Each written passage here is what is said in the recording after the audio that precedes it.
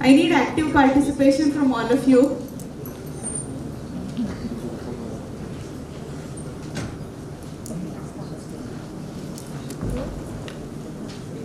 So what are we trying to deal in here? Let's all get talking. Yes. Third molar tooth. Yeah. So third molar tooth, we have done a IOPA. I need to remove, I know. So what incision do we do? What will tell us what kind of incision I have to take? Why warts? Why always warts? Should we take always warts or what dictates what kind of incision to take? Preferably warts because it gives a good exposure. Okay, it depends on the tooth, the degree of its impaction. Okay, now looking at the radiograph, I don't think so we'll be able to assess this. Clinically, also you may have to judge the situation. When I'm really talking about practical part, it is about seeing the patient and then executing your surgical job. Okay, so can one of you tell us this second radiograph that you're seeing on the right, what would be your incision now? So, modified wall. Okay. Any reason? It's a horizontal, so good exposure.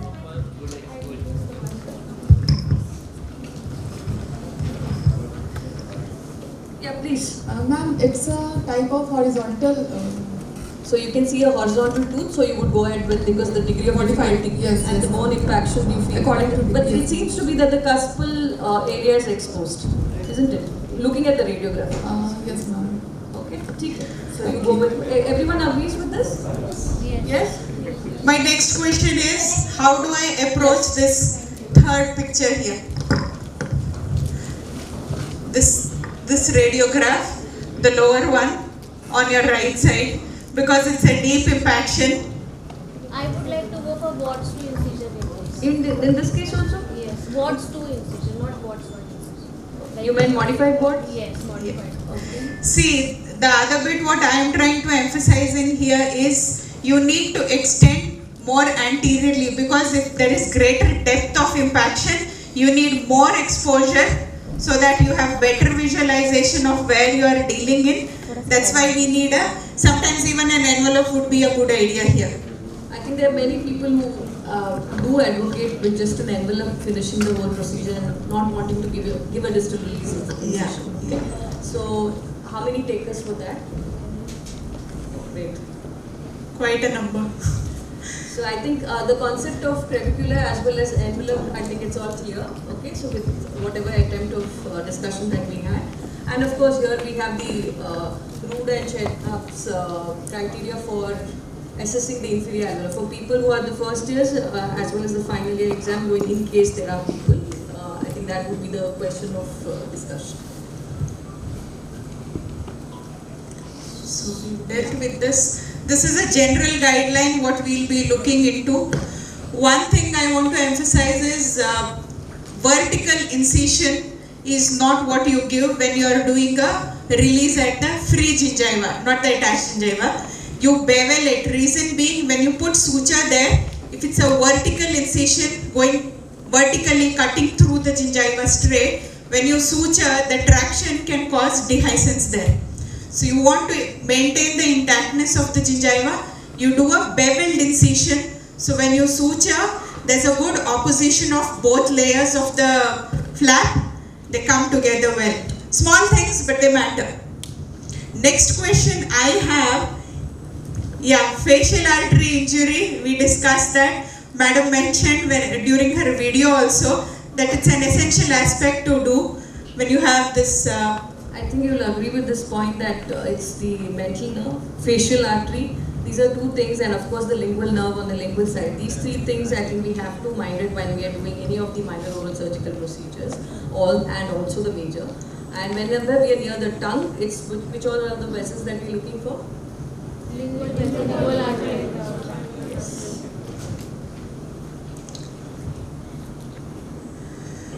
Choice of instrument for incisions. I use the blade, old school. There are lasers, there's cautery, and when it comes to guttering, I go with the burr. But I hear from colleagues, people have started doing piezo for guttering. How many who go with piezo these days? can go with any option like even. Okay, I think again it depends on the setup, Yes. the resource that you have.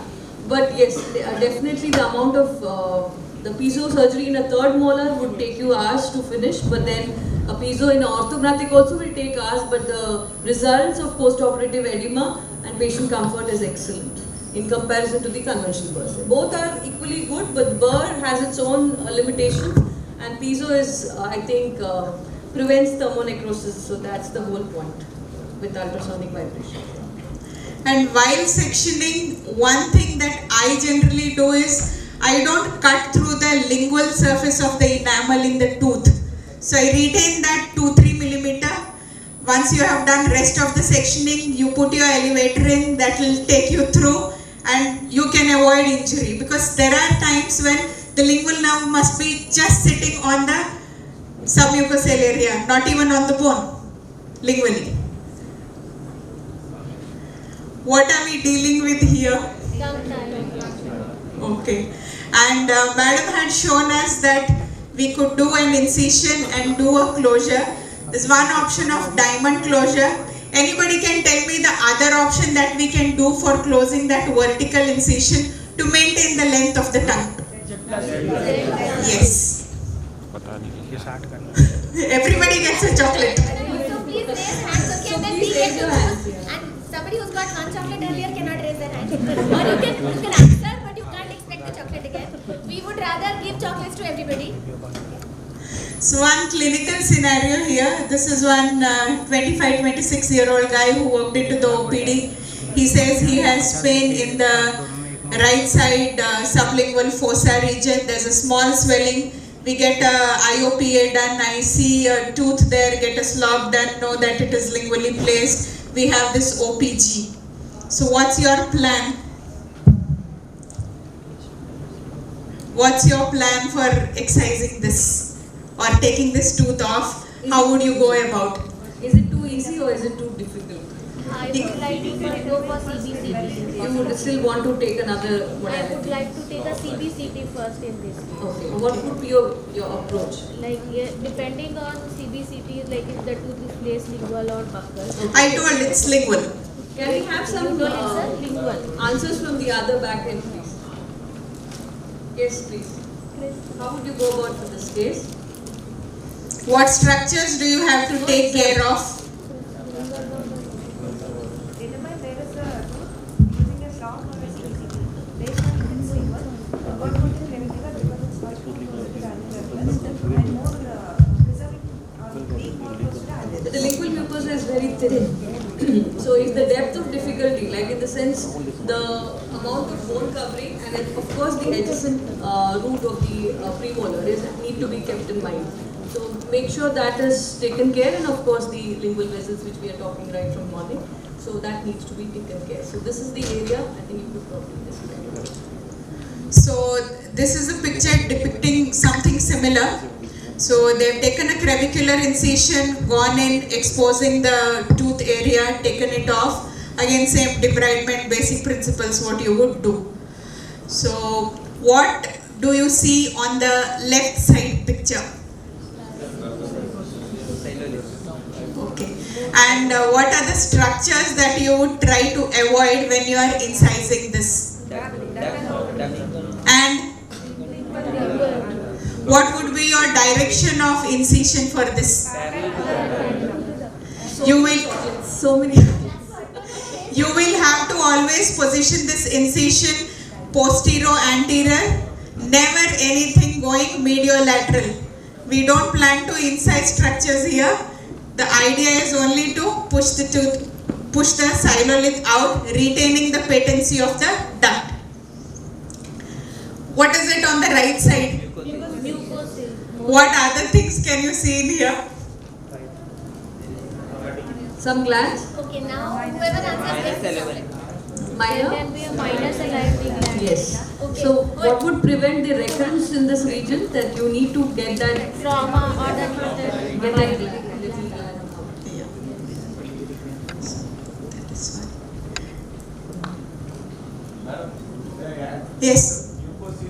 Again, Mike, there will be Mike. 5 fibers of mental nerve which also also this smaller fibers of the ventral nerve will be there. So those Many also have- branches. Yeah. One of them can be hugging along the base of the mucosity.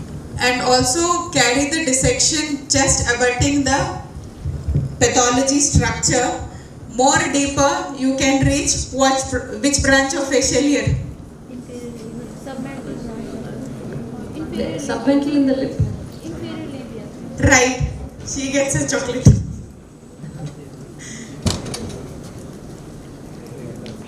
So I think we are now in the junction between intraoral and extraoral. So the one thing that is a connecting factor is the submental intubation.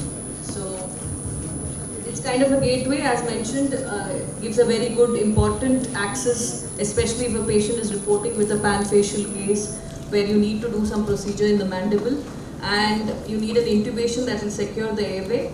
So in that case, you need to have an incision that is placed. So you do a clavicular incision going into the sublingual area to begin with. So it's from the incisor canine region going up to the premolar area.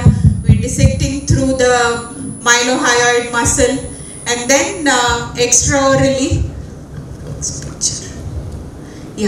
extraorally we get the tube out through the submental region, and that will connect the airway patency, which to begin with we would have done a fiber optic or a endotracheal intubation.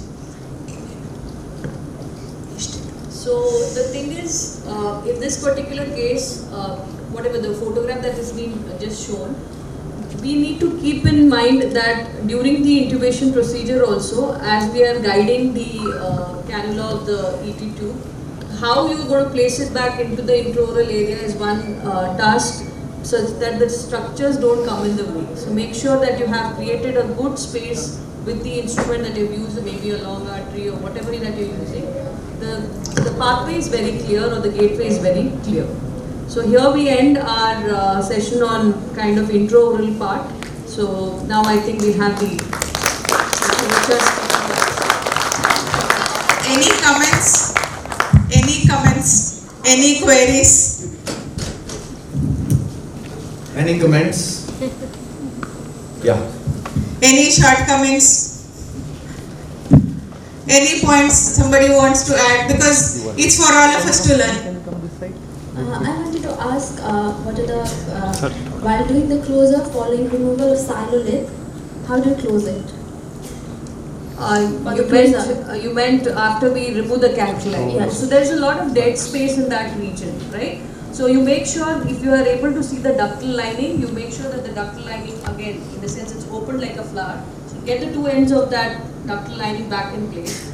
And you can also keep a small plastic tube as a drain in that region so that you can reduce the dead space. Silolith thing is going to come during the discussion section, during the interrogation. IV cannula you can use as a patent. Any tube that can reduce, and then later you can remove that drain, like any drain, to reduce that dead space which is caused due to the inflammation of that. Yeah, I think she also wants to ask whether it needs to be closed at all or not. Yes. But we're going to come to that again in the discussion session. It'll come be answered, again. don't worry. It'll be answered. You want to ask something? Yeah. Yeah, if I can scream, so can you. We can hear you, you tell me. Yeah, regarding the submental intubation, normally I faced that the inflatable tube cuff part and the tube, they were caught in between different muscle fibers. When I had to go back again. So how do we prevent this? Yeah, even the submental intubation will come again, but still, if you want to, yes.